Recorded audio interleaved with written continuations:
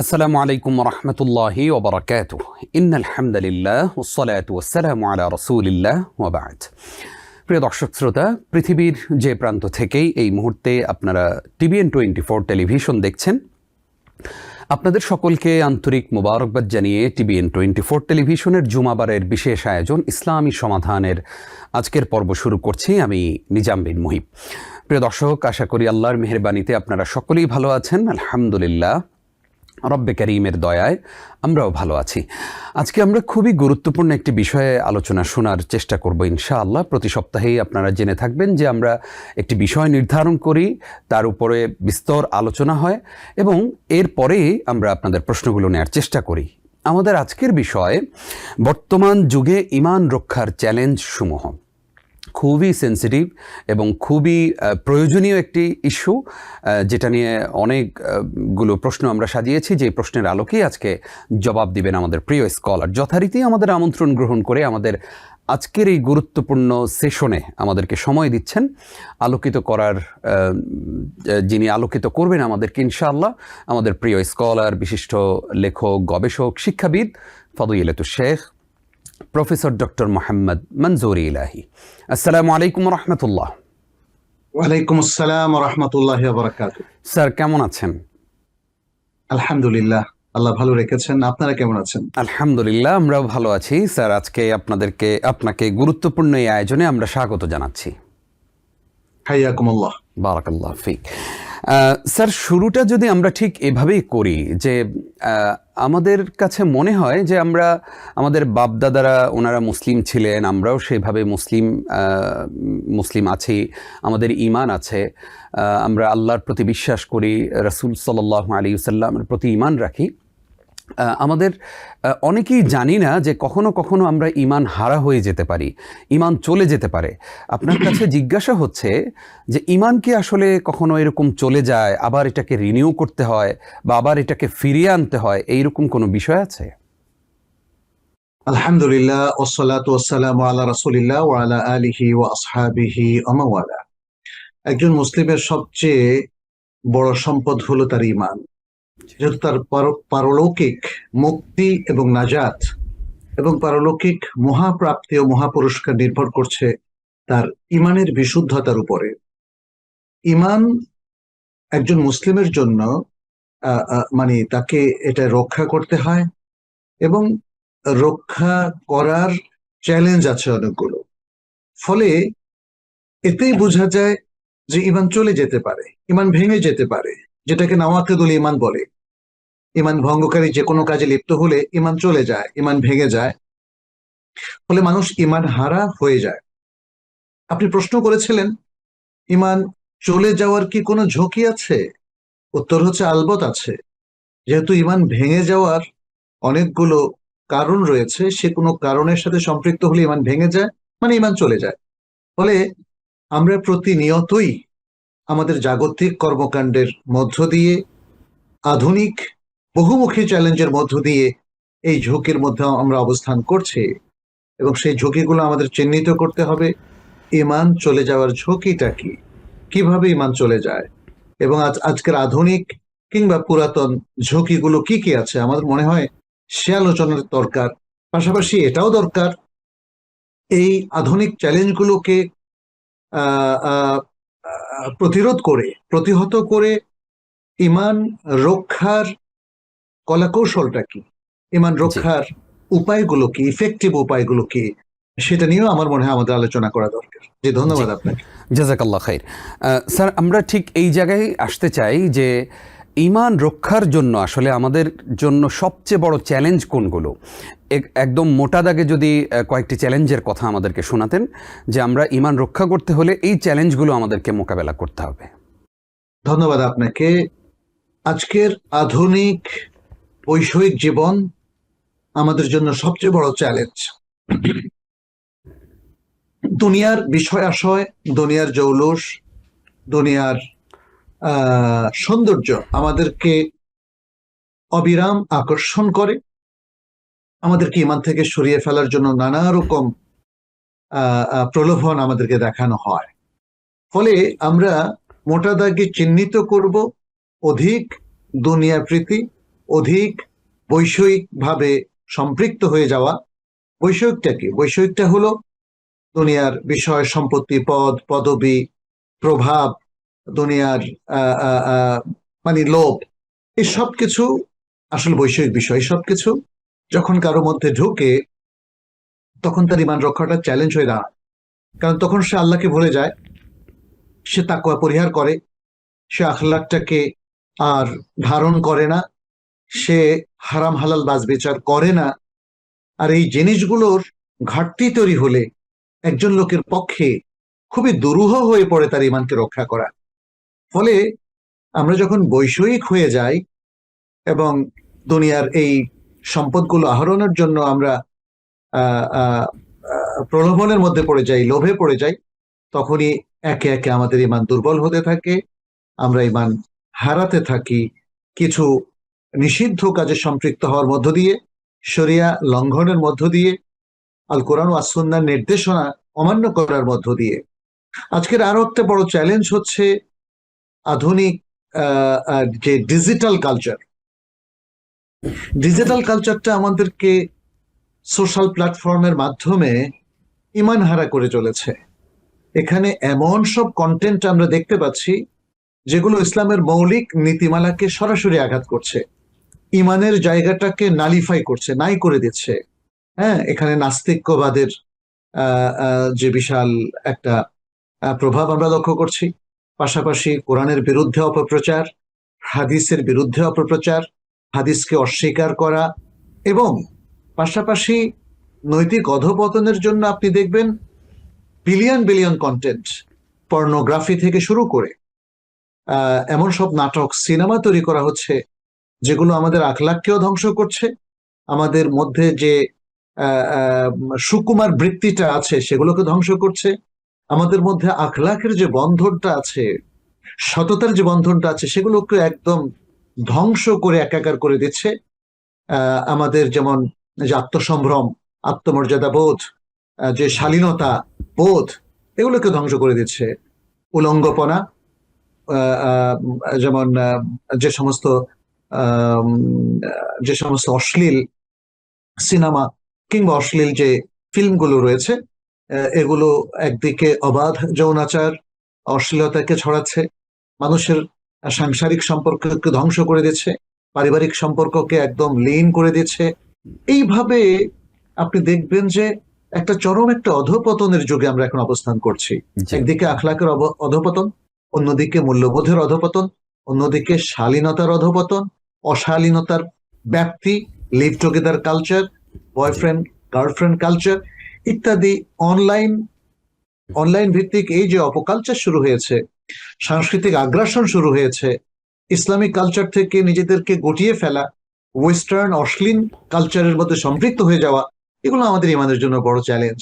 কারণ এই সমস্ত পাপে লিপ্ত হলে ইমান চলে যায়, তাওয়াক্কুল চলে যায়, ইবাদতের আর যে একটা রেগুলার প্র্যাকটিস সেটা চলে যায়, শালীনতা চলে যায়, মানুষ অশালীনতার মধ্যে অভ্যস্ত হয়ে যায়, নাচ গান কনসার্ট, অশ্লীলতা এবং অবৈধ যৌন রিলেশন, বিবাহের বাইরে রিলেশন, লিভ টুগেদার, এগুলো এসে আমাদেরকে ইসলাম থেকে দূরে সরিয়ে নিয়ে যায়।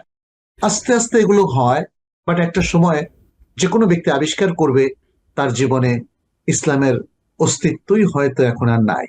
আর যারা নাস্তিক্যবাদের কবলে পড়ে, জি, কোনো মানে এথিজমকে অ্যাকসেপ্ট করে ফেলে, তাহলে তো তারা স্রষ্টার অস্তিত্বেই স্বীকার করে না। এভাবে আমাদের ইমানগুলো আস্তে আস্তে আসলে দুর্বল হয়, একসময় কারো কারো ক্ষেত্রে নাই হয়ে যায়। এটাই আমাদের জন্য সবচেয়ে বড় চ্যালেঞ্জ। আশা করি আমাদের দর্শকরা ইমান নিয়ে খুবই গুরুত্বপূর্ণ আলোচনা শুনছেন এবং উপকৃত হচ্ছেন। স্যার, আপনি লাস্টে যেই কথাটা বললেন সেটা নিয়ে আমাদের একটি প্রশ্ন, তা হচ্ছে যে এই যে নাস্তিকতা বা সংশয়বাদ বা বস্তুবাদ, এই যে চিন্তাধারা, এগুলো আসলে কিভাবে তরুণদের ইমানকে প্রভাবিত করছে? বস্তুবাদ তো যেটাকে আমরা বৈষয়িকতা বলছি, অর্থাৎ বিষয়াসের প্রতি প্রচন্ড লোভ, আখিরাতের কথা ভুলে যাওয়া। মূলত বস্তুবাদ মানে কি? বস্তুর প্রতি আমাদের আকর্ষণ বাড়িয়ে তোলে। দুনিয়ার যে কোনো সম্পদ, যে কোনো জৌলুস, যে কোনো পদ পদবি, এগুলো আমাদের কাছে লোভনীয় হয়ে ওঠে, এটা বস্তুবাদ। জি। আর যেটা বললেন সংশয়বাদ হচ্ছে নিজেদের দিন ধর্ম নিয়ে সংশয়ে লিপ্ত হওয়া। এই সংশয়বাদটাও আসলে এক শ্রেণীর লোকেরা সৃষ্টি করছে, বিশেষ করে যারা মূলত নাস্তিক্যবাদের যারা ধারক বাহক, তারাই মূলত প্র্যাকটিসিং মুসলিমদের মধ্যে একটা সংশয় সৃষ্টি করছে। তারা সংশয় সৃষ্টি করছে এই কোরআনকে যে আল্লাহর কালাম বলছেন, মূলত এটা তো আল্লাহর কালাম না, এটা তো মোহাম্মদ সাল্লাল্লাহু আলাইহি ওয়াসাল্লাম আমাদেরকে বলেছে। আল্লাহর কালাম কি নাজিল হতে দেখেছেন? এরকম নানাভাবে তারা মানুষকে মিসগাইড করে। এরপরে আরো ভয়ঙ্কর হচ্ছে নবী সাল্লাল্লাহু আলাইহি সাল্লামের সুন্নাহকে অস্বীকার করা।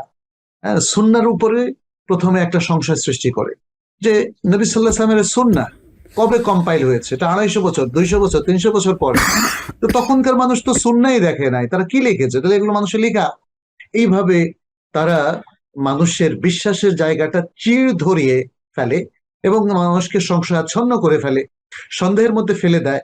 এটাই হচ্ছে মূলত সংশয়বাদ। মানুষ দিন থেকে সরে যায় যখন সংশয়ের মধ্যে পড়ে যায়, আর তার শেষ হয় নাস্তিক্যবাদ পোষণের মধ্য দিয়ে। তাহলে সংশয়বাদ দিয়ে শুরু আর নাস্তিক্যবাদ দিয়ে শেষ। শেষ। এভাবে একজন মানুষ তার ইমান থেকে একসময় কমপ্লিটলি ডিটাচড হয়ে যায়, বিচ্ছিন্ন হয়ে যায়। আশা করি আল্লাহ তাআলা এই ধরনের মুসিবত থেকে আমাদেরকে হেফাজত করবেন এবং আমাদেরকেও প্রচেষ্টা করা উচিত যেন আমরা এই নাস্তিক্যবাদ বা সংশয়বাদী যত মানুষ আছে তাদের থেকে যেন নিজেদেরকে মুক্ত রাখতে পারি। স্যার, আমরা জানতে চাইব, আপনি অশ্লীলতার কথা বলেছেন। অশ্লীলতা এবং অনৈতিক কন্টেন্ট তৈরি করে কেউ কেউ ইনকাম পর্যন্ত করছে। তো এই যে অশ্লীল কন্টেন্ট সমাজে ছড়িয়ে দেওয়া হচ্ছে, অশ্লীল কন্টেন্ট তৈরি করা হচ্ছে, এর দ্বারা যে ইমানের উপর প্রভাব পড়ছে, দিন দিন যে আমার ইমান চলে যাচ্ছে, এই বুঝও পর্যন্ত অনেকের নাই। এই জায়গায় আসলে পরিবারের ভূমিকা কি থাকা উচিত? জি, এক্ষেত্রে আপনি দেখবেন যে অশ্লীলতায় কেউ লিপ্ত হলেই সাথে সাথে ইমান যায় না। জি। অশ্লীলতায় লিপ্ত হওয়া এটা কবিরা গুনাহ। আহ আল্লাহ সুবহানাহু ওয়া তাআলা কোরআনে তো বলেছেন, ওয়ালা তাকরাবুল ফাওয়াহিশা মা যাহারা মিনহা ওয়া মা বাতান। প্রকাশ্য যে কোনো অশ্লীলতা থেকে, অনেকগুলো অশ্লীলতা, ফাওয়াহিশ এটা বহুবচন, সকল অশ্লীলতা থেকে তোমরা দূরে থাকো, তোমরা তার কাছেও যেও না, এগুলোকে পরিহার করো। কারণ অশ্লীলতা প্রথমে কবিরা গুনাহ, মানে এটা ইমান বিধ্বংসী না হলেও ইমানকে দুর্বল করে এবং একটা জগতে মুসলিমকে নিয়ে যায় যেখানে সে অশ্লীলতার মধ্যে ডুবে যায়, তখন আল্লাহকে ভুলে যায়। আপনি দেখবেন যে প্রথমে শুরু হয় ছোট দিয়ে, ছোট্ট নাটক দেখা, সিনেমা দেখা, এরপরে সেগুলোর দ্বারা প্রভাবিত হয়ে নিজেদের পোশাকের কালচার পরিবর্তন করে ফেলা। আপনি মুসলিম সমাজে এখন নারীদের পোশাকের কালচারটা দেখতে পাচ্ছেন, তাই না? জি জি জি। তারা পুরুষের মতো পোশাক পরে কিংবা স্লিভলেস ব্লাউজ পরে কিংবা আরো সংক্ষিপ্ত পোশাকে প্রকাশ্যে চলাফেরা করে, মিনি স্কার্ট পরে, ইত্যাদি ইত্যাদি। তাহলে পোশাকের এই কালচারটা ধীরে ধীরে একজন মানুষকে, সে ছেলে হোক আর মেয়ে হোক, তাকে কিন্তু ইবাদত থেকেও ডিটাচ করে ফেলে। ইবাদত কোনটা? ফরজ ইবাদত, যেমন সালাত থেকে ডিটাচ করে ফেলে। মেয়েদেরকে হিজাব থেকে ডিটাচ করে ফেলে, সালাত থেকেও ডিটাচ করে, তারপরে সিয়াম থেকে ডিটাচ করে, জাকাত থেকে ডিটাচ করে। এভাবে বিচ্ছিন্ন হতে হতে সে একসময় ভাবে এগুলোর প্রয়োজন নাই। কোনো মুসলিম যদি মনে করে আমার সালাত পড়ার দরকার নাই, আমার সিয়াম রাখার দরকার নাই, রমাদানের সিয়াম, জাকাত দেওয়ার দরকার নাই, এগুলো আননেসেসারি, এগুলো আমাদের উপর চাপিয়ে দেওয়া হয়েছে, এই ধরনের বিশ্বাস করলে তাহলে দেখেন আর কিছুই তো থাকে না, তাই না? সুতরাং অশ্লীল জীবনে যিনি প্রবেশ করবেন, যিনি ডিস্কো ক্লাবের মেম্বার হবেন, যিনি নাইট ক্লাবের মেম্বার হবেন, যিনি নুড ক্লাবের মেম্বার হবেন, তাই না? এটাই তো অশ্লীলতার সাথে সম্পৃক্ততা। তাহলে এই সমস্ত ক্লাবে যারা নাচ গান করে জীবনটা কাটিয়ে দেবেন, তারা কিন্তু একটা ভয়ঙ্কর একটা অশালীন জীবনের মধ্যে সম্পৃক্ত হবেন এবং এটার একটা ইমিডিয়েট কনসিকুয়েন্স হচ্ছে তিনি আল্লাহ থেকে ডিটাচড হবেন, ইসলাম থেকে ডিটাচড হবেন, বিচ্ছিন্ন হবেন এবং তিনি আর ইসলামের সাথে কোনো সম্পর্কই রাখবেন না। এটা আজকের বাস্তবতা আমাদের সামনে সাক্ষী। আমাদের যে কোনো সমাজে, আপনি ওয়েস্টার্ন সমাজও দেখবেন, আমেরিকায় বিভিন্ন শহরে আমাদের মুসলিমদের মধ্যে যারা এভাবে অশালীন জীবনের সাথে সম্পৃক্ত হয়েছে, দেখবেন তাদের আর ইসলামিক সেন্টারের সাথেও তাদের কোনো সংযোগ নাই, ইসলামী ব্যক্তিত্বের সাথে তাদের উঠা বসা নাই, প্র্যাকটিসিং মুসলিমদের বাসায় তাদের যাতায়াত নাই। ফলে এরই অনিবার্য পরিণতি হচ্ছে তিনি আর ইসলামের প্র্যাকটিসটা করছেন না। বরং ঈমান ভুলে যাচ্ছেন, তাওয়াক্কুল ভুলে যাচ্ছেন, অন্তরের ইবাদত গুলো থেকেও বিচ্ছিন্ন হচ্ছেন, শারীরিক অন্যান্য ইবাদত থেকেও বিচ্ছিন্ন হচ্ছেন। এভাবে অশ্লীলতা এসে আমাদের জীবন থেকে ঈমানকে কেড়ে নেয়, ইসলামকে কেড়ে নেয়, ইবাদতকে কেড়ে নেয়। আল্লাহ তাআলা আমাদেরকে হেফাজত করুন, আমিন। স্যার, আমরা জানবো যে বন্ধু নির্বাচনের ক্ষেত্রে আমাদের আসলে কতটা সতর্ক থাকা উচিত, কারণ এই বন্ধুর মাধ্যমেও আমার ঈমান হরণ হতে পারে, এইরকম কোনো বিষয় আছে কিনা? জি, আল মারউ মাআ খালিলিহি, জি, এটা তো শরিয়ার বক্তব্য যে মানুষ তার বন্ধুদের সাথেই তার বন্ধুদের অন্তর্ভুক্ত বলেই বিবেচিত হয়। তো আসলে কার কে বন্ধু, এটা দিয়েই তার নেচার, তার রুচি, তার চিন্তা ভাবনা, সে সৎ কি অসৎ, এগুলো বিচার করা যায়। মানুষ সাধারণত যে যে প্রকৃতির, সে সেই প্রকৃতির লোকদেরকে বন্ধু বানিয়ে থাকে। জি, এই জন্য বাংলায় যে কথাটা প্রচলিত আছে, আমি জানি না এটা কাদের কথা, বাট তার মধ্যে কিছুটা সত্যতা আছে, সৎসঙ্গে স্বর্গবাস, যদিও আমরা জান্নাতবাস বললে ভালো হয়, আর অসৎ সঙ্গে সর্বনাশ। তাহলে কেউ যদি অসৎ সঙ্গে বন্ধুত্বে লিপ্ত হয়, তাহলে এই অসৎ বন্ধুরা ঠিক যেই নেচারের, এই ব্যক্তিকে তারা সেই নেচারের বানিয়ে ফেলবে। তারা যদি সালাদ তরককারী হয়, তাহলে বন্ধুকে সালাদ তরককারী বানাতে বাধ্য করবে। তারা যদি মদ পান করে, মাদক সেবন করে, তাহলে বন্ধুকে তাই বানিয়ে ফেলবে। তারা যদি অশ্লীল জীবনের ধারক বাহক হয়, তাহলে বন্ধুকে অশ্লীল জীবনের মধ্যে ঢুকিয়ে দেবে। তো সুতরাং আমরা বুঝতেই পারছি বন্ধুত্ব বা বন্ধু আহ আহ তার যে মহল, সেটা কেমন। সেটা যদি অসৎ হয়, সে অসৎ হয়ে যাবে। সে যদি অনইসলামিক হয়, সে অনইসলামিক হয়ে যাবে। সেটা যদি নাস্তিক হয়ে থাকে, তাহলে সে নাস্তিকবাদে এর মধ্যে ঢুকে পড়বে। আর যদি বন্ধুত্ব সৎ লোকদের সাথে করা যায়, তাদের সাথে উঠা বসা করা যায়, তাদের সাথে কানেক্টেড থাকা যায়, তাদের বাসায় যাতায়াত করা যায়, তাহলে আশা করা যায় ইমানকে রক্ষা করা যাবে এবং ইমানের মধ্যেই সে থাকবে, প্র্যাকটিসের মধ্যেই সে থাকবে। ইনশাআল্লাহ। স্যার, আমরা আপনার কাছ থেকে এবার জানতে চাইবো, একজন নারী অথবা একজন পুরুষ তার দুনিয়াবি ক্যারিয়ার এবং দুনিয়ার অন্যান্য ব্যস্ততা, এই উভয়ের মধ্যে কিভাবে সমন্বয় করে তার ঈমানকে তিনি অটুট রাখতে পারেন? ইমানকে অটুট রাখার জন্য বেশ কিছু করণীয় আছে। জি, আমরা ইমানকে অটুট রাখার জন্য আমরা বলতে পারি যে প্রথমেই তার দরকার হচ্ছে জ্ঞান অনুসন্ধান করা। জ্ঞান, কিসের জ্ঞান? একজন ব্যক্তির ইমান তো এটা ইসলামের ব্যাপার, তাই না? এটা তার জি, জাগতিক কোনো ব্যাপার না। জি, অতএব তাকে ইসলামী জ্ঞানের অথেন্টিক সোর্স থেকে জ্ঞান অন্বেষণ করতে হবে। আল্লাহ সুবহানাহু ওয়া তাআলা জ্ঞান অন্বেষণের জন্য আসলে অনেক নির্দেশনা দিয়েছেন। ফাআলাম আন্নাহু লা ইলাহা ইল্লাল্লাহ, লা ইলাহা ইল্লাল্লাহর জ্ঞান অর্জন করো। ইকরা বিসমি রাব্বিকাল্লাযী খলাক, হ্যাঁ, যিনি তোমাকে সৃষ্টি করেছেন, তোমার সেই রবের নামে তুমি পড়ো। পড়তে হবে জানার জন্য এবং রবের সাথে কানেক্টেড থাকার জন্য। জানতে হবে দিন কি, রব কে, নবী কে, শেষ নবী কে, এবং জানতে হবে আরকানুল ইসলাম, আরকানুল ইমান, ইমানের সকল রোকন এবং ইসলামের সকল রোকন।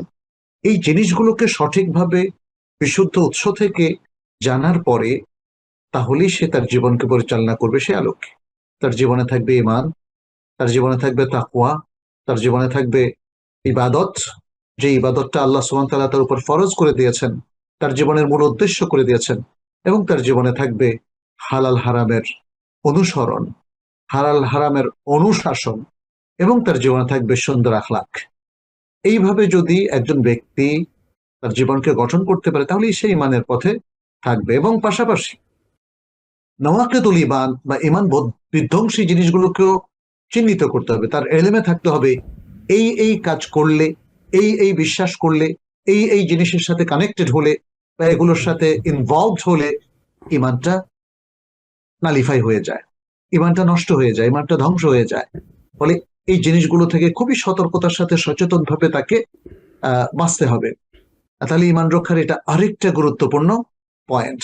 আজকের যে ডিজিটাল প্ল্যাটফর্ম আছে, সেখানেও খুব সতর্কতার সাথে আমাদেরকে পা ফেলতে হবে।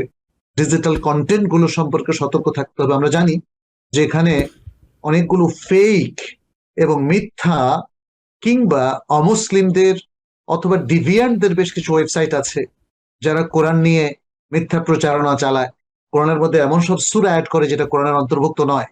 তারপরে যারা হাদিস নিয়ে অনেক মিথ্যা কথা বলে এবং সাধারণ অল্প শিক্ষিত মানুষগুলোকে মিসগাইড করে, এবং এর পাশাপাশি দিন সম্পর্কে অনেক ভুল তথ্য উপস্থাপন করে। যেমন ধরেন, মানুষের মধ্যে যে সমস্ত ইখতিলাফি বিষয়গুলো আছে এগুলো দিয়ে নিজেরা নিজেদের মতো করে বেশ কিছু জিনিস সাজায়। কিছু কিছু ব্লগারও এমন আছে অনলাইনে যারা আল্লাহ এবং তার রাসূলকে নানা রকম অপবাদ দেয়, মিথ্যা কথা বলে এবং জনসাধারণকে মিসগাইড করে। আবার এমন সব ব্যক্তি আছে যারা ওয়েবসাইটের মাধ্যমে বা ফেসবুকের মাধ্যমে যারা নিজেদেরকে দিনদার হিসেবে পরিচয় দেয়, আসলে তারা দিনের শত্রু। তারা পৃথিবীর ইসলাম বিরোধী শক্তির সাথে তাল মিলিয়ে অথবা তাদের এজেন্ট হিসাবে কাজ করে। এইরকম চ্যালেঞ্জগুলো কিন্তু আমাদের আছে। এগুলো সম্পর্কে আমাদের জ্ঞান লাভ করতে হবে। আমাদের মুসলিম সমাজে যারা আছেন জীবিত কিংবা মৃত, তাদের মধ্যে যে বিভিন্ন বহু দল আছে তাদেরকে চিহ্নিত করা, তাদের কার কি আকীদা, এবং পাশাপাশি ইসলামের মেইন স্ট্রিম তাদের আকীদা সম্পর্কে জানা, তাদের আখলাক সম্পর্কে জানা এবং তাদের মেথোডোলজি এবং নীতিমালা সম্পর্কে জানা। কারণ সে তো সাহাবায়ে কেরাম এবং তাবেউন, আতবাউত তাবেঈন, ইসলামের মেইন স্ট্রিমের উলামায়ে কেরাম, তাদেরকেই সে ফলো করবে যদি সে সত্যিকার মুসলিম হিসাবে থাকতে চায়। এবং যারা ডিভিয়েন্ট, যারা ভুল পথে ভ্রষ্ট হয়ে গেছে, ভুল পথে চলে গেছে, বিভ্রান্ত হয়েছে, তাদেরকে সে পরিহার করবে। এবং এই দোয়াটাই তো আমরা সূরাতুল ফাতিহার শেষে আমরা করি, ইহদিনাস সিরাতাল মুস্তাকিম সিরাতাল লাযিনা আনআমতা আলাইহিম গায়রিল মাগদুবি আলাইহিম ওয়ালাদ-দাল্লিন। যদিও মুফাসসিরিন কেরাম এখানে গায়রিল মাগদুবি আলাইহিম বলতে ইহুদিদের কথা বুঝিয়েছেন এবং ওয়ালাদ-দাল্লিন বলতে নাসারাদের কথা বলেছেন, কিন্তু এর মানে এই নয় যে অন্য বিভ্রান্তরা তাইলে ঠিক আছে, না। এখানে আসলে কমন শব্দ ইউজ করা হয়েছে। অর্থাৎ পৃথিবীতে যত আল্লাহর পক্ষ থেকে গজবপ্রাপ্ত জাতি, তাদেরকে অ্যাভয়েড করতে হবে, এবং পৃথিবীতে যত বিভ্রান্ত মানুষ সে যেই হোক না কেন, তাদের পথটাকেও আমাদের পরিহার করতে হবে। তাহলে আমরা আমাদের ইমানকে সঠিকভাবে সংরক্ষণ করতে পারবো, ধরে রাখতে পারবো এবং ইমানের মধ্যে থাকতে পারবো ইনশাআল্লাহ। ইনশাআল্লাহ, আল্লাহ আমাদেরকে তৌফিক দান করুন, আমিন। স্যার, আসবো আপনার কাছে আবারও ইনশাআল্লাহ ছোট্ট একটা বিরতির পর। প্রিয় দর্শক, আপনারা দেখছেন TBN 24 টেলিভিশনের জুমাবারের বিশেষ আয়োজন ইসলামী সমাধান। অনুষ্ঠানের এ পর্যায়ে সময় হলো ছোট্ট একটি বিরতির, সঙ্গেই থাকুন। আরও একবার স্বাগত। প্রিয় দর্শক, দেখছেন ইসলামী সমাধান। আজকে আমরা খুবই গুরুত্বপূর্ণ একটি বিষয় নিয়ে কথা শুনছিলাম। আমাদেরকে গুরুত্বপূর্ণ আলোচনা উপহার দিচ্ছেন আমাদের প্রিয় স্কলার প্রফেসর ডক্টর মোহাম্মদ মনজুর ইলাহি। স্যার, আপনাকে আরও একবার স্বাগত জানাচ্ছি। আমরা আপনার কাছ থেকে জানতে চাইবো, আমরা তো গুনাহ করি, আমাদের অনেকের মনে হয় যে না, আমি আসলে অনেক গুনাহ করেছি, এখন তওবা করা প্রয়োজন, কিন্তু সেই তওবা করে আবারও সেই গুনাহ আমি করে ফেলি। এইরকম করে একই গুনাহ বারবার করি, বারবার তওবা করি। এই জায়গায় আসলে ঈমান কোনোভাবে প্রভাবিত হয় কিনা বা ঈমান নষ্ট হয় কিনা? ঈমান অবশ্যই ক্ষতিগ্রস্ত হয় স্যার, আমরা কোনো পাপ করি। এই প্রশ্নের জবাব জানবো ইনশাআল্লাহ। একটা ফোন আছে, আমরা ফোনটা নিয়ে নিচ্ছি। আসসালামু আলাইকুম। ওয়ালাইকুম আসসালাম রাহমাতুল্লাহ বারাকাতুহু। শোনা যায় হুজুর? জি জি জি জি, আপনি বলুন, আমরা শুনতে পাচ্ছি। আমার হুজুরের কাছে প্রশ্ন হলো, আচ্ছা, অনেক সময় ফরজ নামাজে তাশাহুদ মানে মাঝে মাঝে দরুদ পড়ে ফেলি, এই ক্ষেত্রে কি ওই নামাজ আমাকে আবার দুরহায়ে পড়তে হবে? আচ্ছা, আর দ্বিতীয়ত, ফরজ নামাজ শেষে শেষ রাকাতে আর কি সিজদা, সামটাইম সিজদা মনে হয় একটা দিলাম না দুটা দিলাম, সন্ধ্যা হয়, আচ্ছা তা সেক্ষেত্রে কি আমি সিজদা দিব নাকি আবার নামাজটা দুরহায়ে পড়বো? আচ্ছা আচ্ছা, জি, ধন্যবাদ আপনাকে। থাকুন আমাদের সঙ্গে। স্যার, আমরা আমাদের এই বোনের প্রশ্নের জবাবগুলো দিয়ে দিই।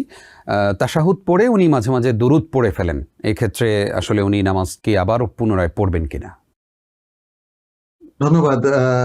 যখন 4 রাকাত ওয়ালা নামাজের প্রথম তাশাহুদে তিনি দুরুদ পড়ে ফেলেন, এটা কোনো আলেমের মতে এর জন্য তিনি সিজদা দেবেন, যেহেতু অতিরিক্ত কিছু কাজ করে ফেলেছেন। আবার অনেক উলামায়ে কেরাম, মুহাক্কিক উলামায়ে কেরামের মতে এখানে যে অতিরিক্তটা করেছেন সেটা নামাজের বাইরে তেমন কোনো জিনিস নয়। যদিও তিনি দরুদ পড়ে ফেলেছেন, তবুও তার জন্য সিজদা করতে হবে না, তার সালাতটা শুদ্ধ হবে আর দোহরাতে হবে না, কারো মতোই দোহরাতে হবে। তিনি হয়তো এর জন্য সিজদা করতে পারেন, যেহেতু উলামায়ে কেরামের একদল রেকমেন্ড করেছেন। আর যদি সহু সেজদা নাও করেন তাহলেও তার সালাত শুদ্ধ হয়ে যাবে, দোহরাতে হবে না। কারণ বড় একদল ওলামায়ে কেরাম বলেছেন যে তার সহু সেজদাও লাগবে না এবং তার দুরুদ পড়াটা এটা সালাত বিরোধী কোনো আমল নয়। আচ্ছা, আর দ্বিতীয় আরেকটা মনে হয় প্রশ্ন করেছেন, তাই না? সেটি একটু আহ, বলেন। মানে এক সেজদা দিলেন নাকি দুই সেজদা দিলেন, ওনার মধ্যে একটা সন্দেহ কাজ করে, এক্ষেত্রে কি করবেন? আচ্ছা, যখন যে কোনো রাকাতে অথবা শেষ রাকাত তিনি যদি মনে করেন যে তিনি সন্দেহের মধ্যে আছেন দুটো সেজদা নাকি একটা সেজদা দিলেন, কোনো ক্রমেই তিনি ঠিক করতে পারছেন না, তাহলে তাকে এখানে ইয়াকিনের উপর আমল করতে হবে। সেটি হচ্ছে তিনি একটাই সেজদা দিয়েছেন বলে ধরতে হবে এবং তাকে আরো একটা সেজদা দিতে হবে, এবং এই সন্দেহের কারণে তিনি সহজ সেজদা করবেন।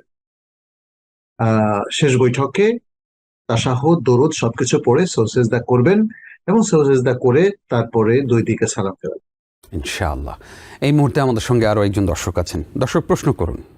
আসসালামু আলাইকুম ওয়া রাহমাতুল্লাহ। ওয়ালাইকুম আসসালাম হুজুর, ওয়া আমরা যে অজিফা কোরআন শরীফের দোয়াগুলা অজু ছাড়া পড়া যাবে কিনা, আর আচ্ছা। সবচেয়ে গুরুত্বপূর্ণ দোয়া কোনটা, যে কারো অশান্তি বা কোনো দুশ্চিন্তা দূর করার জন্য একটু বলে দিলে খুশি হব। ভালো অসংখ্য থাকেন, আল্লাহ ধন্যবাদ। হাফেজ। আল্লাহ তাআলা আপনাকেও ভালো রাখুন, আমিন। স্যার, অজু ছাড়া কোরআনের দোয়াগুলো পড়া যাবে কিনা, কোরআনে বর্ণিত দোয়া? যাবে, যাবে। দোয়াগুলো যদি আমরা মুখস্থ পড়ি, ইভেন কোরআনের তেলাওয়াত হিসাবেও যদি পড়ি মুখস্থ, এটা ওযু ছাড়া করা যাবে। আর যদি এগুলো দোয়া হিসাবেই পড়ি, যেমন রব্বানা আতিনা ফিদ দুনিয়া হাসানা ওয়া ফিল আখিরাতি হাসানা ওয়া কিনা আযাবান্নার, এটা কোরআনের আয়াত, কিন্তু এটা দোয়াও। আমি যদি এই দোয়াটা দোয়া হিসাবে পড়ি তাহলে ওযু লাগবে না। মুখস্থ কোরআন পড়লেও ওযু লাগবে না। ওযুটা কখন লাগবে? ওযুটা লাগবে যখন কেউ আরবি মুসহাফ দেখে ধরে সে কোরআন পড়ে। আচ্ছা। এখানেও উলামায়ে কেরামের কেউ কেউ বলেছেন ওযু লাগবে না, কিন্তু এখানে বিশুদ্ধ মত হচ্ছে ওযু লাগবে। যখন আমরা আরবি কোরআনটা, যেখানে কোনো ইংরেজি ট্রান্সলেশন নেই, বাংলা ট্রান্সলেশন নেই, সেই ধরনের মুসহাফ, যেখানে শুধুই আরবি মুসহাফ আর কিছুই নাই, এটা তাফসিরের গ্রন্থও নয়, তাহলে এই ধরনের মুসহাফ ধরে স্পর্শ করে যদি কেউ তেলাওয়াত করেন, এখানে বিশুদ্ধ মত হচ্ছে ওযু লাগবে। লাগবে। হ্যাঁ, লা ইয়ামাসসুহু ইল্লাল মুতাহহারুন। জি জি। আল কোরআন আল্লাহ তাআলা বলছেন, যদি এই আয়াতের তাফসীর নিয়ে একাধিক মত আছে, বাট এই আয়াত এবং আরেকটা হাদিস লা ইয়ামাসসুহু ইল্লা তাহিরুন, নবী সাল্লাল্লাহু আলাইহি ওয়াসাল্লামের একটা সহিহ হাদিস, যে তাহির ব্যক্তি ছাড়া আর কেউ যেন কোরআন মুসহাফকে স্পর্শ না করে। তাহলে এখানে স্পর্শ করা বা স্পর্শ করে পড়ার ক্ষেত্রে বলা হচ্ছে। বাট কেউ যদি মুখস্থ কোরআন পড়েন তাহলে ওযু ছাড়াও পড়তে পারেন, আর যদি দোয়া পড়েন সেটাও ওযু ছাড়া পড়তে পারেন। হ্যাঁ, আর কোরআন ধরে যদি কেউ রব্বানা আতিনা পড়তে চান তাহলে কিন্তু ওযু লাগবে, সেটা আমরা বলেছি। জি, আশা করি আমাদের বোন উত্তর পেয়েছেন। তিনি জানতে চেয়েছেন যে অশান্তি বা দুশ্চিন্তার জন্য কোনো স্পেশাল দোয়া আছে কিনা? জি, অবশ্যই দোয়া আছে। আপনি যেমন নবী সাল্লাল্লাহু আলাইহি সাল্লামের যে দোয়াগুলো আছে, আল্লাহুম্মা ইন্নী আউযু বিকা মিনাল হাম্মি ওয়াল হাযানি, তাই না? জি। এখানে হে আল্লাহ, দুশ্চিন্তা থেকে, টেনশন থেকে আমি আপনার কাছে আশ্রয় চাই, এই দোয়াগুলো করবেন। আপনি যদি আরবিটা না পারেন, বাংলা করেন, আল্লাহ আমার দুশ্চিন্তা দূর করে দাও, এভাবে নিজের মনের মাধুরী মিশিয়েও আপনি দোয়া করতে পারেন। আল্লাহ, তোমার কাছে আমি সকল প্রকার টেনশন থেকে আশ্রয় চাই, অস্থিরতা থেকে আশ্রয় চাই। আল্লাহ, আমার অস্থিরতা দূর করে দাও, আমার টেনশন দূর করে দাও। আল্লাহ, তুমি আমাকে বারাকা দাও, আমাকে যে কোনো বালা মুসিবতে প্রোটেকশন দাও, রক্ষা করো, হেফাজত করো, এইভাবে আপনি দোয়া করবেন। জি, ইনশাআল্লাহ। স্যার, যেটা আমরা জানতে চেয়েছিলাম যে আসলে গুনাহ করি আবার তওবা করি, ওই সময় আমাদের আসলে ঈমান দুর্বল হয় কিনা বা নষ্ট হয় কিনা? আমরা যখন পাপ করি তখন ঈমানটা দুর্বল হয়ে যায়। জি, জি। নবী সাল্লাল্লাহু আলাইহি ওয়াসাল্লামের পক্ষ থেকে একটা হাদিসে, এটা বিশুদ্ধ হাদিস, ওখানে বলা হয়েছে যে প্রত্যেকটা পাপ আমাদের অন্তরে একটা কালো ফোঁটা তৈরি করে, কালো দাগ। এটা ছোট একটা দাগ, আরেকটা পাপ করলে আরেকটা দাগ। অনেক পাপ যখন মানুষ করতেই থাকে, অবিরাম পাপ একের পর এক, আপনি জানেন যেমন বিন্দু বিন্দু পানিতে, তাই না, এর পর তো জলাশয় তৈরি হয়, ছোট জলাশয় থেকে বড় জলাশয়, নদী, সাগর, মহাসাগর, তাই না? জি। এগুলো তো পানিরই সমষ্টি। ঠিক তেমনি ছোট ছোট পাপের বিন্দু যদি হার্টে জমা হতে থাকে, একটা সময় হাজার হাজার লাখ লাখ পাপের কারণে পুরো হার্টটাই কালো দাগে ভরে যাবে। এবং তখন আল্লাহ সুবহানাহু ওয়া তাআলা যখন সেখানে আর কোনো একটা ফোঁটা ঢোকার সুযোগ না থাকে এত অধিক পাপের কারণে, সেটাকে আল্লাহ তাআলা খাতম দিয়ে দেন, অর্থাৎ সিলমোহর। এটাকে আমরা বলি আহ আহ মানে এমন ভাবে সিল দেওয়া, মোহর অঙ্কিত করে দেওয়া, যেখানে আর কোনোদিন ঈমান ঢুকবে না। আল্লাহ তাআলা এই ধরনের নির্দেশনা কিন্তু কোরআনে দিয়েছেন, খাতামাল্লাহু আলা কুলুবিহিম, আল্লাহ তাআলা তাদের অন্তরে মোহরাঙ্কিত করে দিয়েছেন, সিলগালা করে দিয়েছেন। ফলে এখানে আর কোনো ঈমান ঢুকবে না। আচ্ছা, এটা হচ্ছে পাপের যারা পাপ করে যায় তওবা করে না। কিন্তু পাপের পর পরে যদি তওবা করে, তাহলে কোরআন বলছে কেউ কোনো পাপ করার পর আবার তওবা করলে সেটা কবুল হবে। আচ্ছা, তওবার দরজা ওপেন। একজন লোক যত পাপই করুক, যত ভয়াবহ পাপই করুক, তার তওবার দরজা ওপেন। শুধু বান্দার হকের ক্ষেত্রে একটা অতিরিক্ত শর্ত তাকে পূরণ করতে হবে, যে সে বান্দার ওই হকটা পূরণ করে দিবে অথবা তার কাছ থেকে ক্ষমা চেয়ে নেবে। আর বাকি শর্তের বাকি যে 3টা শর্ত আছে সেটা সে পূরণ করবে, যেমন অনুতপ্ত হবে, সাথে সাথে হারাম কাজটাকে সে অ্যাভয়েড করবে, বিরত থাকবে, এবং ভবিষ্যতে কখনো করবে না বলে আল্লাহর কাছে ওয়াদা করবে। তাহলে এই জি 4টা শর্ত বা 3টা শর্ত পূরণের মধ্য দিয়ে সে যদি তওবা করে, তাহলে সে আবার নিষ্পাপ হবে। আবার পাপ করলে আবার পাপী হবে, আবার তওবা করলে আবার নিষ্পাপ হবে। তওবাটাকে খেলনার বস্তু বানানো যাবে না, সিরিয়াস তওবা হতে হবে, যেটি আল্লাহ সুবহানাহু ওয়া তাআলা কোরআনে বলছেন, ইয়া আইয়ুহাল্লাযীনা আমানু তুবু ইলাল্লাহি তাওবাতান নাসুহা। আর তাওবাতুন নাসুহ মানে সিরিয়াস তওবা করা, একদম মানে কোনো খেলনা বা আল্লাহকে একটা বুঝ দেওয়ার জন্য, মানুষকে একটা বুঝ দেওয়ার জন্য, বা মৌলভী সাহেবকে ডেকে আমাকে একটু তওবা করে দেন, একটু ভালো হয়ে যায়, কালকে আবার পাপ করব, জি না, এরকম নিয়ত থাকবে না। জি জি সে সিরিয়াসলি তওবা করবে, প্রতিবারই সে ভালো হয়ে যাবে সত্যিকার অর্থে। কিন্তু তারপরে হয়তো শয়তান আবার তাকে প্ররোচিত করলো, ভুল পথে মিসগাইড করলো, এরপর সে আবার পাপ করলো, আবার তওবা করলো। তওবাটা অবিরাম যদি মানুষ অব্যাহত রাখে, ইস্তিগফার অব্যাহত রাখে, তাহলে প্রতিনিয়ত সে যত পাপই করুক না কেন, সে পাপ মুক্ত হবে, ইনশাল্লাহ। পাপ থেকে সে পবিত্র। অতএব আমাদের সবারই তওবা কন্টিনিউ করা উচিত, যত বড় পাপই আমরা করি না কেন। জি, আল্লাহ আমাদেরকে বোঝার তৌফিক দান করুন, আমিন। এই মুহূর্তে একজন দর্শক আছেন, 2জন দর্শক আছেন, আমরা একজনকে যুক্ত করছি। আসসালামু আলাইকুম। আল্লাহকে একটা বুঝ দেওয়ার জন্য, মানুষকে একটা বুঝ দেওয়ার জন্য, বা মৌলভী সাহেবকে ডেকে আমাকে একটু তওবা করে দেন। হ্যালো, জি জি দর্শক, আমাদেরকে শুনতে পাচ্ছেন? আমরা শুনছি আপনাকে। জি আসসালামু আলাইকুম। ওয়ালাইকুম আমার একটা প্রশ্ন, যে হাদিসে পড়ছি যখন সূর্য উঠে, যখন সূর্য ডুবে, তখন নামাজ পড়া হারাম। তো আমরা যখন সকালবেলা নামাজ পড়ি, ফজর নামাজটা টাইম দেরি হয়ে যায়, তো আমরা কতক্ষণ পর্যন্ত মানে সূর্য উঠার পর্যন্ত অপেক্ষা করতে হবে? সূর্য উঠার কয় মিনিট আগ পর্যন্ত? আচ্ছা আচ্ছা, জি জি, ধন্যবাদ আপনাকে। আরো একজন দর্শক আছেন, দর্শক প্রশ্ন করুন। দর্শক আমাদেরকে শুনতে পাচ্ছেন?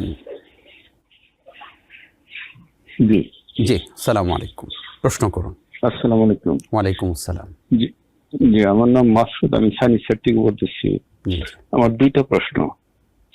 জি একটা প্রশ্ন হলো যে আমার এক আত্মীয় বাংলাদেশে থাকে, উনি সরকারি চাকরি করে, আমার রিলেটিভস। জি সে অনবরত ঘুষ খায়, রেগুলার ঘুষ খায়। একদিন তাকে আমি বললাম যে তুমি এই কাজটা কি বাদ দিলে হয় না? জি কাজ করলে তো আল্লাহ পাক বিরক্ত হয়, বা বোধহয় তো আমরা মুসলিম। জি ও আমাকে বলল যে এখন সুযোগ পাইতেছি, খাবো, খেয়ে হজ করবো, তারপর ঠিক হয়ে যাব। এবং সে দেখলাম তাই করলো, জি হজ করলো এবং সে ঠিক হয়ে গেল। আমার প্রশ্ন হচ্ছে এখন কি উনি ওনার যে এই যে কাজকর্ম, এটা ইসলাম কিভাবে দেখে, এটা আমার জানা দরকার। আচ্ছা আরেকটা হলো, আমি বাসায় থাকি, অলওয়েজ থাকি না, যখনই থাকি সুযোগ পাই আল্লাহ আল্লাহ করার, মানে আল্লাহর জি জি রুজি রোজগার করার চেষ্টা করি। জি তো অনেক সময় মনে হয় যে আমার শরীরের ঠিক মতো কাপড় চোপড় নাই, যেভাবে থাকা দরকার মুসলমানদের, আবার পবিত্র আছে কিনা সেটা আমি ঠিক জানি না। তো আমার প্রশ্ন হলো যে এই যে জিগি রোজগার করা, এটাকে ঠিক কিভাবে করা উচিত, এটা প্রশ্ন। অসংখ্য ধন্যবাদ আপনাকে। 2টো প্রশ্নই খুব গুরুত্বপূর্ণ, আমাদের সঙ্গে থাকুন, ইনশাআল্লাহ জবাব Thank দিচ্ছি। you. ওয়েলকাম। জি, স্যার, একজন বোন জানতে চেয়েছেন, যখন সূর্য উঠে বা সূর্য ডুবে ওই সময় তো সালাত আদায় করা হারাম, উনি জেনেছেন। তো এখন সূর্য ওঠার কতক্ষণ পরে আসলে সালাত আদায় করতে পারবেন? জি ধন্যবাদ। প্রথমত আমি বলবো, ফজরের সালাত তো সূর্য উদয়ের আগেই পড়ে ফেলতে হবে। আসরের সালাতটা সূর্যের আলো হলুদাভ হওয়ার আগেই পড়ে ফেলাটা উচিত, কিন্তু কোনো কারণে যদি দেরি হয়ে যায় তাহলে সূর্য অস্ত যাওয়ার আগ পর্যন্ত আসরের নামাজ পড়া যাবে। যখন সূর্য উদয় হতে থাকে, উঠতে থাকে, এবং যখন সূর্য অস্ত যেতে থাকে, দুটোর সময় নবী সাল্লাহ সাল্লাম যে কোনো সালাত পড়তে নিষেধ করেছেন। বিশেষ করে নফল সালাত তো পড়াই যাবে না। তাহলে প্রশ্ন হচ্ছে, সূর্য উদয়ের পরে কতক্ষণ পরে আমরা নফল সালা, যেমন সালাতুদ দুহা অথবা সালাতুল ইশরাক যেটাকে বলা হয়, আমরা পড়ব? এর উত্তর হলো, সূর্যের আলো যখন মাটিতে পড়বে, আপনি যে ভূমিতে অবস্থান করছেন, যে জায়গায় জি সূর্যের আলোটা যখন প্রথমে পড়বে তখন থেকেই আপনি এই সালাদটা পড়তে পারেন। বলা হয় আশরাকাতিশ শামস, সূর্য উঠলো, সূর্য উদয় হলো। এই জন্য এই সময় যদি সালাত পড়েন এটাকে সালাতুল ইশরাক বলে, আর একটু পরে পড়লে সালাতুদ দুহা। মূলত সূর্য ওঠার পর থেকে জাওয়ালের আগ পর্যন্ত, অর্থাৎ জোহরের আগ পর্যন্ত এই পুরো সময়টাই সালাতুদ দুহার সময়। শুরুর দিকে পড়লে এটাকে ইশরাক বলা হয়, একটু পরে পড়লে জাওয়ালের আগ পর্যন্ত এটাকে সালাতুদ দুহা বলা হয়। জি আর পুরো সালাতুদ দুহার অন্তর্ভুক্ত অনেকটা, যেমন আমরা রাতের যে কোনো সালাতকে, সেটা তাহাজ্জুদ হোক, তারাবি হোক, যে কোনো সালাতকে আমরা সালাতুল লাইল বলি বা কিয়ামুল লাইল বলি, এরকম। আর আসরের পরে, আসরের সালাতটা যখন আমরা আদায় করব, আর সূর্য অস্ত যাওয়া পর্যন্ত আমরা আর কোনো নফল সালাত পড়বো না। উলামায়ে কেরামের একদল বলেছেন এই সময় দাওয়াতুল আসবাব পড়া যাবে। দাওয়াতুল আসবাব মানে হচ্ছে যেমন তাওয়াফের 2 রাকাত, কিংবা তাহিয়াতুল ওয়াদু, অথবা দুখুল মসজিদ, এই ধরনের সালাতগুলো, অথবা সালাতুল জানাজা, এগুলো পড়া যাবে।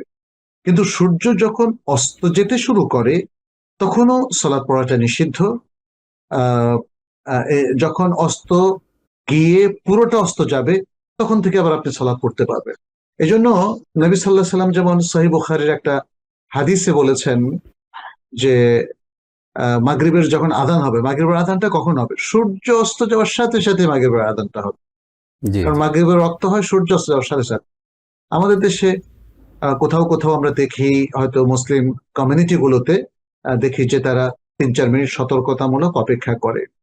এটার আসলে তেমন প্রয়োজন নেই, বরং সূর্য অস্ত যাওয়ার সাথে সাথে মাগরিবের আযানটা হতে পারে। নবী সাল্লাল্লাহু আলাইহি ওয়াসাল্লাম বলেছেন, এই আযান এবং ইকামতের মাঝখানে 2 রাকাত সালাত পড়া যাবে যে চায়। বাইনা কুল্লি আযানাইনি সালাতুন, বাইনা কুল্লি আযানাইনি সালাতুন, বাইনা কুল্লি আযানাইনি সালাতুন, 3 বার বলেছেন। অর্থাৎ মাগরিবের আযান এবং ইকামতের মাঝখানে 2 রাকাত সালাত পড়া যায়। জি শেষে বলেছেন লিমান শাআ, যে চায় তার জন্য। ফলে এর মধ্য দিয়ে আমরা বুঝলাম যে সূর্য অস্ত যাওয়ার সময়ও আমাদের সালাত অ্যাভয়েড করতে হবে, আর সূর্য উদয়ের সময় অ্যাভয়েড করতে হবে। তৃতীয় আরেকটা নিষিদ্ধ সময় আছে, সেটা হচ্ছে জাওয়ালের আগে। যখন জাওয়াল হতে শুরু করে, জাওয়ালের আগের, এটা প্রায় 15 মিনিট, 15 থেকে 12 মিনিট। এটা আমাদের স্কলাররা, এটা আমাদের তাকওয়িম বা ক্যালেন্ডারে এটাকে ঠিক করে দিয়েছেন। এটা আপনি অমল করা, যেটা মক্কার যে ক্যালেন্ডার সারা বিশ্বব্যাপী জি গুগল ম্যাপ অনুযায়ী তারা একটা সুন্দর ক্যালেন্ডার করে দিয়েছেন। সেখানেও মেনশন করা আছে কোন সিজনে এই যে নিষিদ্ধ সময় সেটা কত, সূর্য উদয়ের সময়টা কত, সূর্য অস্তর সময়টা কত, এবং জাওয়ালের আগের 12 বা 15 মিনিট, এটা কখন, কোন সিজনে কত মিনিট হবে, কত সেকেন্ড হবে, সেটা তারা মেনশন করে দিয়েছেন। ওই সময়টা আমাদের সালাত অ্যাভয়েড করতে হবে। জি, অনেক ধন্যবাদ স্যার।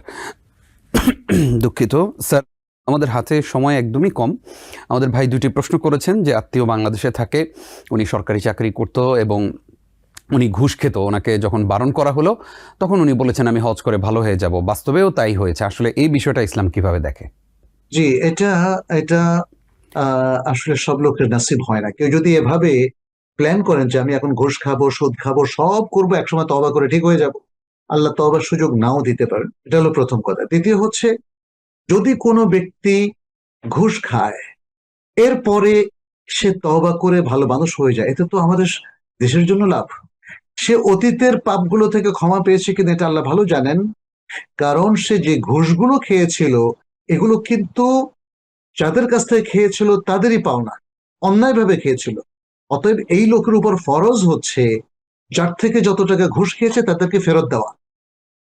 কোনো সন্দেহ নেই, এটা খুব ডিফিকাল্ট একটা জব, বাট যদি তিনি সেই টাকাটা তাদেরকে ফেরত দিতে না পারেন, তাহলে বান্দার হিসাবে এটা কিয়ামতের দিন তাকে দিতে হবে। অতএব আমাদের যে ভাই প্রশ্ন করলেন তিনি হয়তো ভাবছেন যে এই ব্যক্তি তওবা করার কারণে মাফ পেয়ে গেল, অথচ ঘুষের টাকা ফেরত দিল না, এটা কি হলো? তো এই প্রশ্নটা তো আসে না, কারণ আল্লাহ তো তাকে ক্ষমা করবেন না।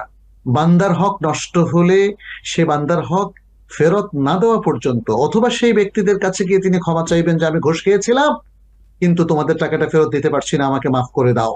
তারা যদি মাফ করে দেয় তাহলে মাফ হবে, তারা যদি মাফ না করে মাফ হবে না।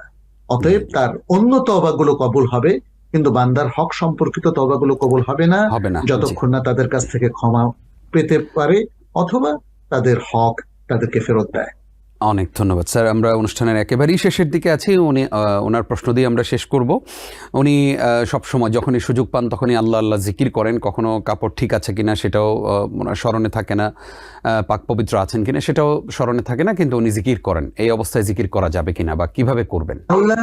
আল্লাহকে স্মরণ করাই তো জিকির। কিন্তু এখন যদি তিনি জিকির যেমন সালাত একটা জিকির, তেলাওয়াত আর একটা জিকির, আবার যে আযকারুস সাবাহ ওয়াল মাসা সকাল সন্ধ্যার আজকার এগুলো জিকির, আবার যে কোনো সময় অন্য যে আম জিকির গুলো আছে সেটাও জিকির। তো জিকির গুলোর মধ্যে তেলাওয়াতের কিছু আদব আছে, তিনি সে আদবটা রক্ষা করবেন। এটা যেহেতু খুব সংক্ষিপ্ত সময় আমরা সেটা দীর্ঘ আলোচনা করব না। আবার সালাতের জন্য কিছু আদব আছে, সালাতের পোশাক, সুন্দর পোশাক পরে সালাত পড়বেন। অতএব এই জিকিরটাও তিনি সে অনুযায়ী আদায় করবেন। আর যদি অন্য আম জিকির তিনি বাসার পোশাক পরিহিত অবস্থায় করেন, যেমন তিনি যদি ট্রাউজার পরা অবস্থায়, গেঞ্জি পরা অবস্থায় করেন অথবা লুঙ্গি পরা অবস্থায় করেন, এতে কোনো সমস্যা নেই। এখানে আদবের খেলাফ হবে না। আল্লাহকে সর্ব অবস্থায় ডাকাটাই হচ্ছে একজন মুমিনের জন্য সঙ্গত। তিনি যে কোনো অবস্থায় ডাকতে পারেন, শুধুমাত্র বাথরুমের ভেতরে যখন তিনি বাথরুমের কাজটা করবেন, মলমূত্র ত্যাগ করবেন, ওই সময়টা অ্যাভয়েড করবেন। আর বাথরুমের ভিতরে থাকা অবস্থায়ও তিনি দিকেরটাকে অ্যাভয়েড করবেন। এর বাইরে অন্য যে কোনো সময়, অজু থাকুক অজু ছাড়া, সর্ব অবস্থায় তিনি দিকের করতে কোনো অসুবিধা নেই, বরং এটা রেকমেন্ডেড। জাযাকাল্লাহ খাইর স্যার। আজকে আমরা অনেকগুলো প্রশ্নের জবাব দিতে পেরেছি। আপনি কষ্ট করে আমাদেরকে সময় দিয়েছেন, আলোকিত করেছেন। অনেক অনেক ধন্যবাদ জানাচ্ছি আপনাকে। শাকারাল্লাহু লাকুম ওয়া বারাকাল্লাহু ফিকুম। আমিন ওয়া ইয়াকুম। প্রিয় দর্শক শ্রোতা, এতক্ষণ যারা আমাদের সঙ্গে ছিলেন আপনাদেরকেও ধন্যবাদ জানিয়ে শেষ করছি TVN 24 টেলিভিশনের জুমাবারের বিশেষ আয়োজন ইসলামী সমাধান। আগামী সপ্তাহের পর্ব দেখবার প্রত্যাশা এবং আমন্ত্রণ জানিয়ে আজকের মতো বিদায় নিচ্ছি। নিজাম বিন মুহিব। আসসালামু আলাইকুম ওয়া রাহমাতুল্লাহি ওয়া বারাকাতুহু। فاسألوا أهل الذكر إن كنتم لا تعلمون। TVN 24 টেলিভিশন দেখতে আজই কল করুন 7187776556। লগ ইন করুন www.totalcablebd.com। নিউ ইয়র্ক থেকে সম্প্রচারিত TVN 24 টেলিভিশন বিশ্বজুড়ে বাঙালির কণ্ঠস্বর।